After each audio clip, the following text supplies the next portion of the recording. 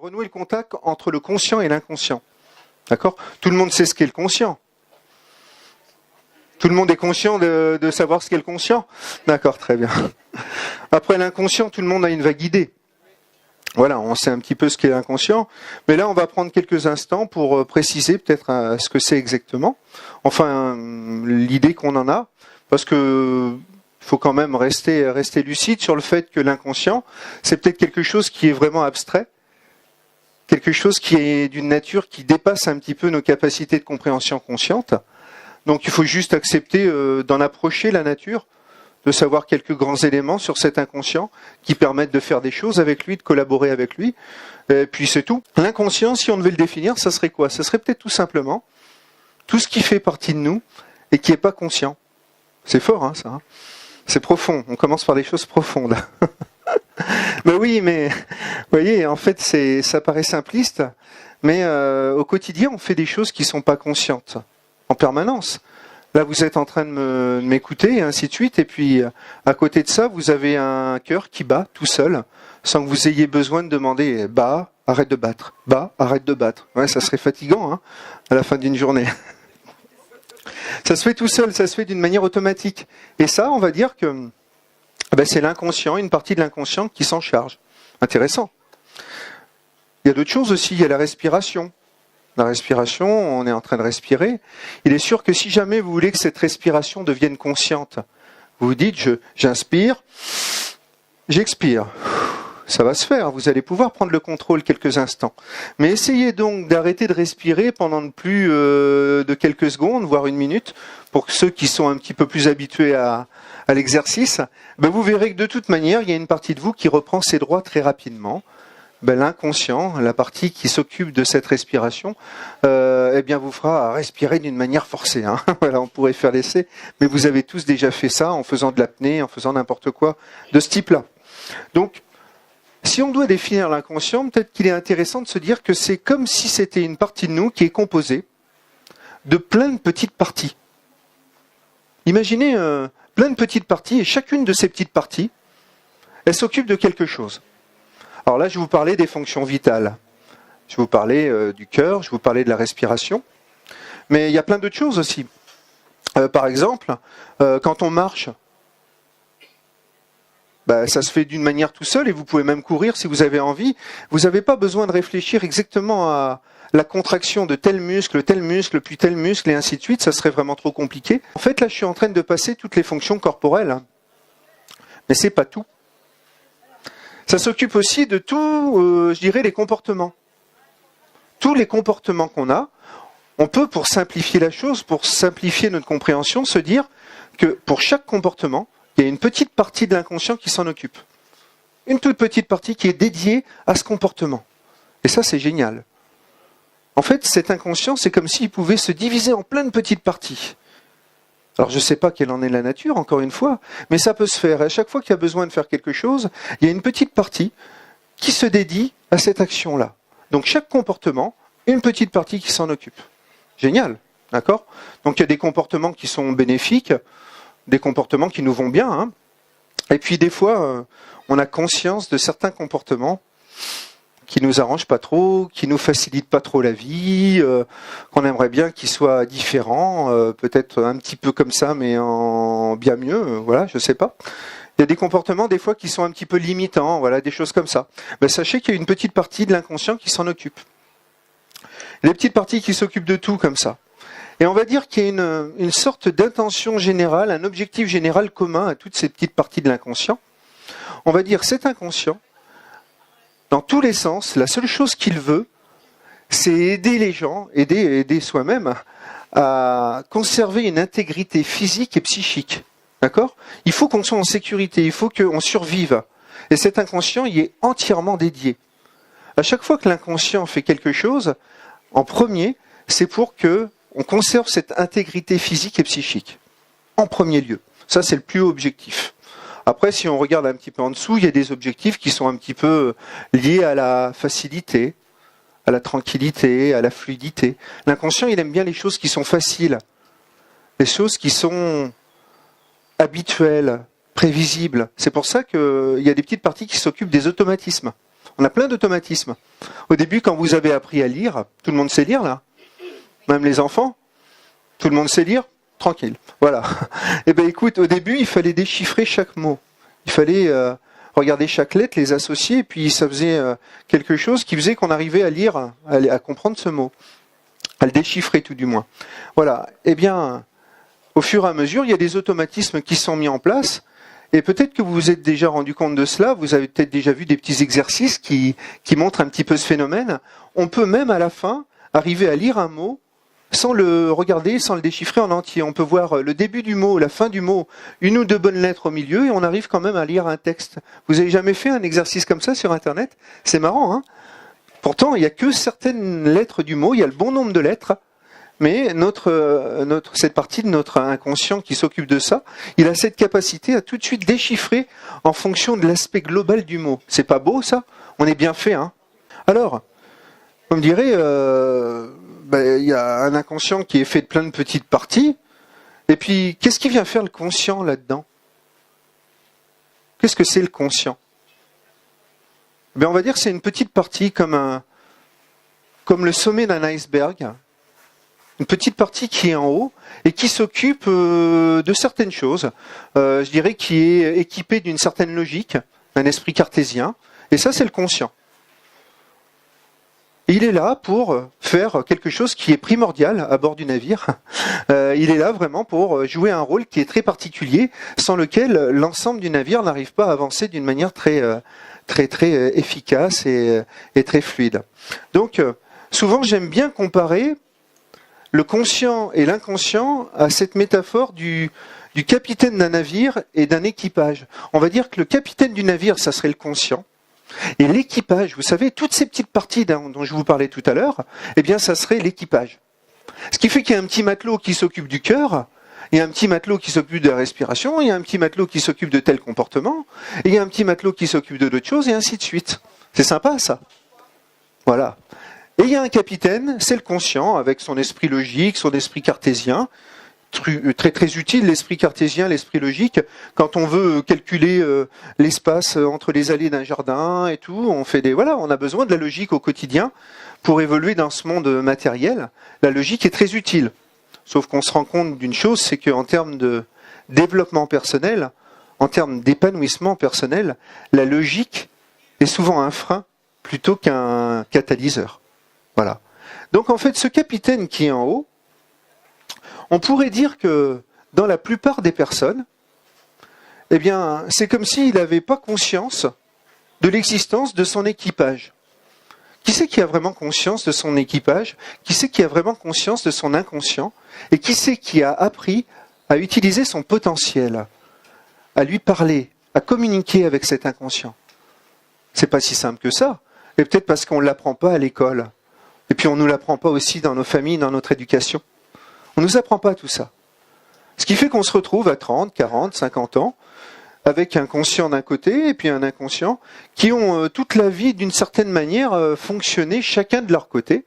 Vous savez ce que ça fait un navire qui n'a pas un capitaine vraiment qui est repéré, un capitaine qui joue son rôle? Qu'est-ce que ça fait un navire comme ça, sans capitaine? Il tourne en rond, hein. C'est marrant comme des fois on a la sensation de tourner en rond. On a la sensation de dépenser des tonnes d'énergie et puis que malgré tout ça avance pas, ça va pas dans le sens où on aimerait, consciemment parlant. Eh bien ce capitaine il va pouvoir définir un objectif, un cap. Et vous savez que pour aller dans une destination, avant la première chose à faire c'est d'avoir un cap. Quand on n'a pas de cap, là aussi on tourne en rond. Un capitaine ça permet aussi de regarder un petit peu comment ça fonctionne dans le navire et puis d'avoir une sorte de vision du dessus et de se dire ouh là là là là là là. Là, le petit matelot, là, ça va pas trop. Là, celui-ci, ça va pas trop. D'après mon ressenti, je sens que il y a des choses qui sont pas super fluides. Ça rappelle un petit peu les comportements dont je parlais tout à l'heure, les comportements dont on sait consciemment qu'ils ne sont pas super bénéfiques pour nous. Ceux qui nous retiennent, ceux qui nous empêchent d'avancer. Eh bien ça, encore une fois, c'est à cause d'un petit matelot qui n'a pas été vraiment, orienté, qui n'a pas été guidé, et qui fait encore aujourd'hui un boulot qui n'est pas forcément très bénéfique pour le bateau.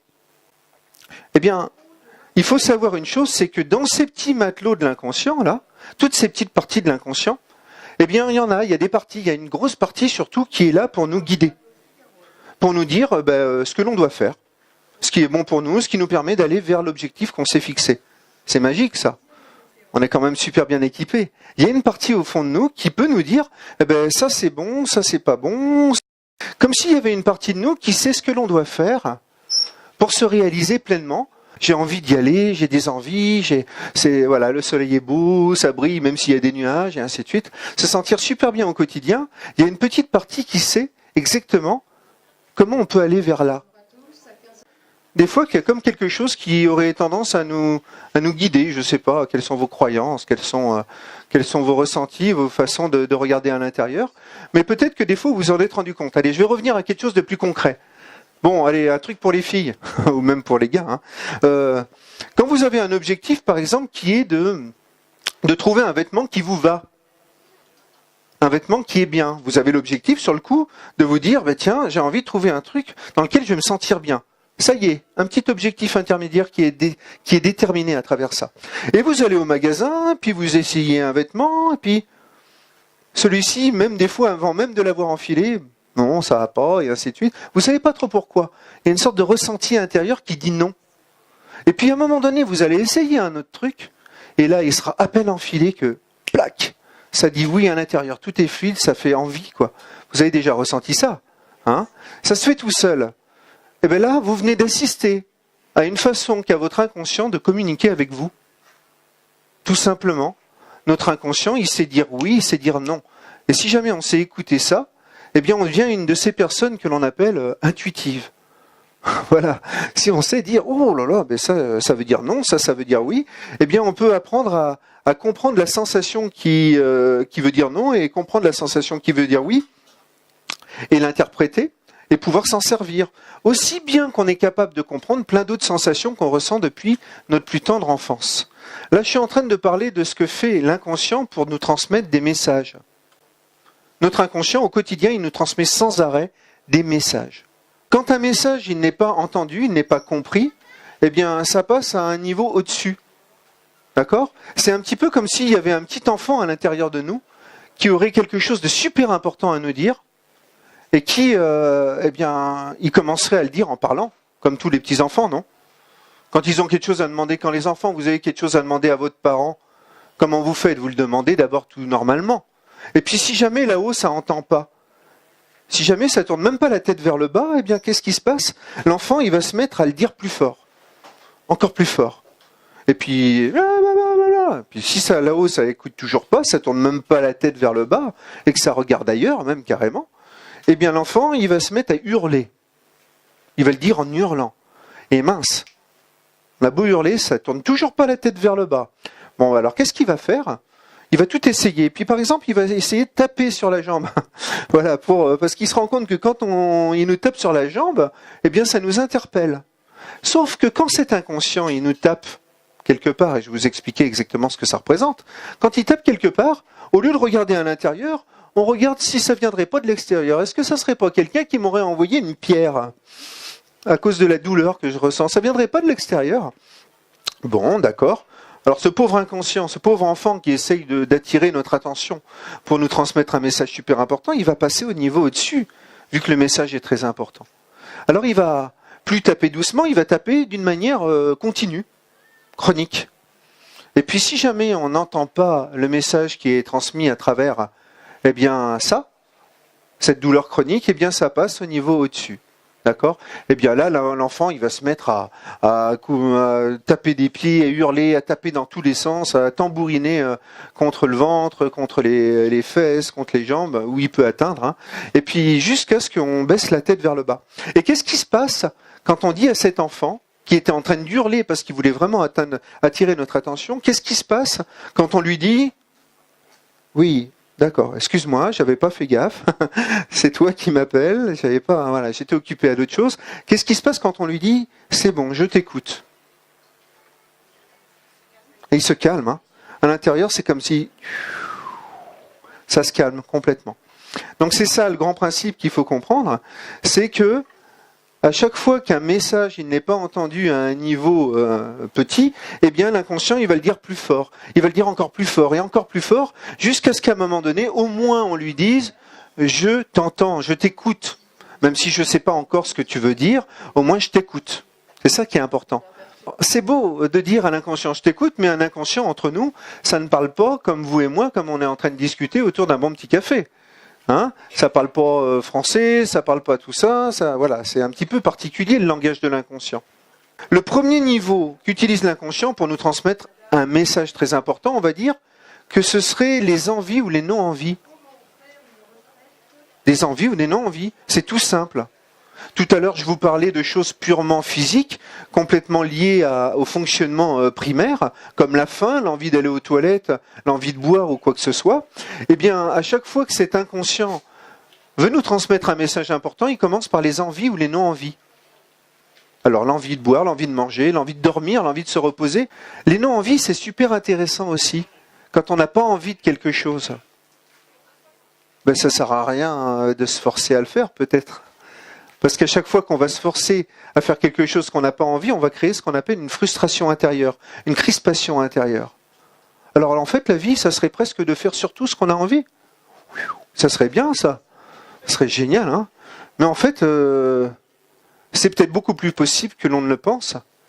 Et je dirais que à chaque fois que cet inconscient, il envoie des non-envies ou des envies, la meilleure chose que l'on puisse faire pour se rendre service, c'est de les écouter.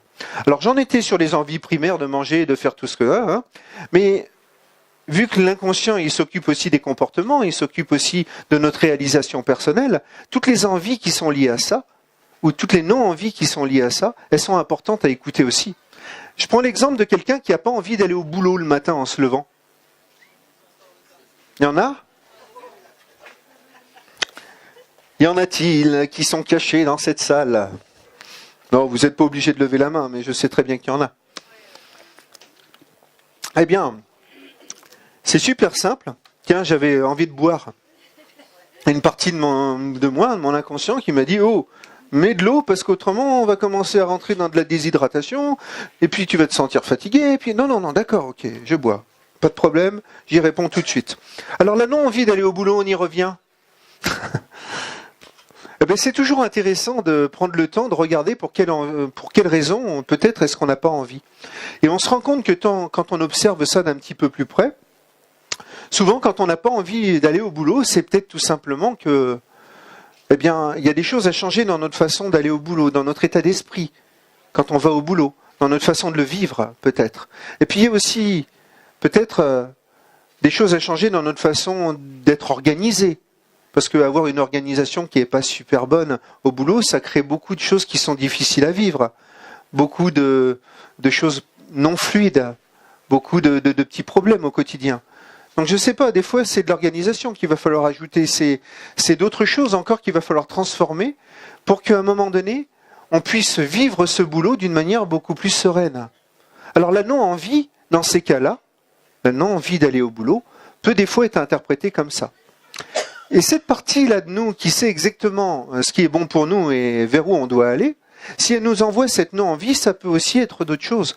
Ça peut être tout simplement le fait qu'on en est arrivé à un moment où on doit passer à d'autres choses. Et peut-être que vous l'avez tous déjà vécu une fois dans votre vie, ça. Le moment où ça y est, c'est fini, on a fait un nombre d'années dans cette profession, on a fait un nombre de mois ou de je ne sais pas quoi, et puis là, c'est le moment de passer à d'autres choses. Eh bien, il y a comme cette partie-là qui va créer de la non-envie d'aller au boulot pour te dire, vas-y, c'est le moment d'évoluer, de passer à l'étape d'après. Parce que c'est en passant à l'étape d'après que tu vas pouvoir aller vers ce grand objectif qui est de se réaliser pleinement et d'être parfaitement heureux. D'accord ?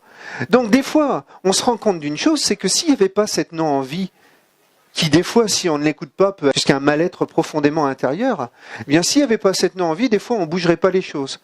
On n'avancerait pas, on ne se forcerait pas à ouvrir un petit peu nos yeux vers un horizon différent et puis à s'interroger sur ce que peut être la prochaine étape. On aime rester dans les habitudes, on aime rester dans les choses qui ne changent pas, comme ça il n'y a peut-être pas trop de moins d'incertitudes, c'est beaucoup plus régulier, beaucoup plus rassurant. Mais en fait, il y a des moments où pour se sentir bien, il faut passer à une étape différente et ça passe par du changement. Quand cette petite partie à l'intérieur de nous, elle sait qu'on en est là, elle nous transmet ce message par la non-envie d'aller au boulot. À chaque fois que vous n'avez pas envie d'aller au boulot, interrogez-vous s'il y a quelque chose à changer. Et bizarrement, quand c'est qu'on doit passer à d'autres choses, souvent, eh bien, il y a plein d'événements autour qui coïncident pour nous donner encore plus envie d'aller ailleurs. On se met à mal s'entendre avec nos collègues, on se met à se prendre la tête avec le patron. Toute l'ambiance au boulot, on dirait qu'il y a plein de choses qui se donnent la main pour nous inciter à dire « vas-y, c'est le moment d'avancer, d'aller vers d'autres choses ». Et puis dès qu'on le fait, eh ben ça y est, on se met à revivre, tout simplement. C'est pas toujours simple, hein. Prenez conscience que quand même, c'est une petite partie de nous qui nous a d'abord envoyé une envie. Ça a commencé par une envie avant d'arriver à la dépression ou au mal-être profond. Si on avait écouté ça dès la non-envie, ça aurait été simple. Bon, j'ai plus envie d'aller au boulot, qu'est-ce qui se passe ? Ben non, ça va, mon organisation ok, mes comportements avec les collègues ça va, c'est ok. Bon, ça veut dire qu'il faut que je passe à d'autres choses. J'ai plus envie de le faire, tout simplement. Voilà. On peut avoir envie de faire quelque chose à une époque de notre vie, et puis avoir envie de faire d'autres choses après. C'est peut-être quelque chose qu'on peut accepter, ça. Donc voilà, les premières étapes de transmission de cet inconscient vers le conscient. Ce petit garçon qui dit quelque chose de très important à l'adulte là-haut, enfin l'adulte, eh bien c'est les envies, les non-envies. Alors vous retiendrez ça, hein. Donc je vais écouter à partir de maintenant mes envies, l'envie de boire tout de suite, l'envie de manger tout de suite. Si j'ai envie de manger ça, je vais manger ça, même si c'est illogique. Et oui, vous mangez vos 5 fruits et légumes par jour ? Qui mange ces 5 fruits et légumes par jour ? Bon, je sais pas. Bon, c'est génial, pourquoi pas ? Si vous en avez envie. Parce que si jamais, je dirais, allez, un truc, je vais prendre un extrême. Si jamais vous mettez à avoir envie d'un bon magret de canard bien gras en plein mois d'août, ben si vous en avez envie, c'est peut-être que vous en avez le besoin. Et je dirais que quand on n'a pas entendu les envies et les non-envies, eh bien ce message, eh bien, il est dit un petit peu plus haut et on va dire que ça va être peut-être des rêves. Peut-être qu'on va avoir des messages qui sont transmis par les rêves, entre cette petite partie de nous qui sait ce qui est bon pour nous et le conscient. Alors qui sait interpréter ces rêves ? C'est super compliqué. Parce que je vous ai dit que le langage de l'inconscient, c'est la symbolique. Et la symbolique, elle est quand même très subjective, très individuelle. Il y a bien entendu des choses qui sont transversales à tout le monde, qui sont plus ou moins communes à tout le monde. Mais entre guillemets, si un marteau pour vous veut dire quelque chose, ça ne veut pas dire que pour la personne à côté, le marteau aura la même signification. La symbolique, elle est quand même à interpréter en fonction de son vécu à soi, en fonction de son propre cadre de référence. Donc souvent, comprendre ses rêves, déjà il faut savoir quel est le rêve qui a vraiment un message dedans, sachant qu'une grande partie des rêves, c'est souvent des rêves d'équilibrage. Il ne faut même pas se poser des questions. On l'a fait uniquement pour le vivre, ça a équilibré quelque chose à l'intérieur. On n'est pas équipé consciemment pour comprendre ce que ça veut dire. On laisse faire. Et généralement, ces rêves, on ne s'en rappelle pas vraiment. Mais des fois, il y a un rêve dont on se rappelle, particulièrement. Et puis, je ne sais pas pourquoi, on a comme une sensation que ça veut dire quelque chose. Des fois. Eh bien là, ça peut valoir le coup d'essayer d'interpréter ce rêve. Hein, et puis, bizarrement, en creusant un petit peu, des fois, on arrive à avoir des éléments de réponse. Voilà. Puis il y a des personnes qui ne se rappellent pas du tout de leurs rêves. Hein. Voilà. Hein. Parce qu'elles n'ont pas appris à le faire ou qu'elles n'ont pas l'habitude. Voilà. Ça n'a aucune importance parce que si jamais on ne comprend pas les messages qui sont envoyés de cette manière-là, l'inconscient va passer à le niveau au-dessus. Ça serait quoi le niveau au-dessus ? Alors attention, là je vais peut-être bousculer un petit peu certaines croyances. On va dire que c'est les événements de vie. Les événements de vie, ce que l'on vit au quotidien, les personnes que l'on rencontre, les expériences que l'on vit. C'est-à-dire qu'il y aurait peut-être une partie de nous qui serait capable d'attirer des choses. Ça voudrait dire du positif, attirer du positif. C'est bizarre ce truc-là, hein. On l'a déjà entendu ça ? Ah, peut-être d'une certaine manière, quelque part, on va savoir. Ça veut dire qu'une partie de nous serait capable d'attirer des événements, des rencontres, et qu'il n'y aurait peut-être pas vraiment du hasard. Et que le hasard, ça serait peut-être quelque chose, un nom qu'on donne à quelque chose que l'on n'est pas capable d'expliquer consciemment. Et puis on a dit, allez, on met ça, hop là, dans la case du hasard. En fait, il n'y en aurait peut-être pas. Alors ce qui fait qu'on va attirer des événements. Et puis ces événements, ils sont porteurs d'un message.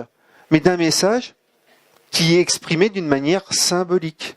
Certainement dans le monde, Au moment où on parle, là, il y a des scientifiques ultra cartésiens, ultra logiques, qui sont en train d'étudier ce qu'on appelle la physique quantique. En physique quantique, eh bien, le résultat d'une expérience, ils se sont rendus compte que ça dépendait en partie de l'attente de l'expérimentateur en ce qui concerne le résultat de cette expérience. Alors, vous me suivez là? C'est-à-dire, si je m'attends à ce que le résultat soit blanc, il y a de grandes probabilités que ce soit blanc. Et ça fait bizarre, ça voudrait dire qu'il y a une partie de nous qui est équipée, je ne sais pas comment, hein, je ne suis pas équipé pour comprendre, mais je sais au moins que ça se passe. Voilà, il y aurait une partie de nous, bonjour, qui est équipée pour ça et qui aurait la possibilité de créer des choses, je dirais d'influencer des choses, des événements et peut-être de créer de la réalité. Ouh là là, je vais loin là. Hein. Mais écoutez, observez autour de vous, rappelez-vous tout ce qui vous est arrivé, bizarrement dans des moments où vous posez des questions et ainsi de suite, et vous verrez que des rencontres, ça se fait peut-être pas par hasard. Vous verrez que des événements, ça arrive peut-être pas par hasard.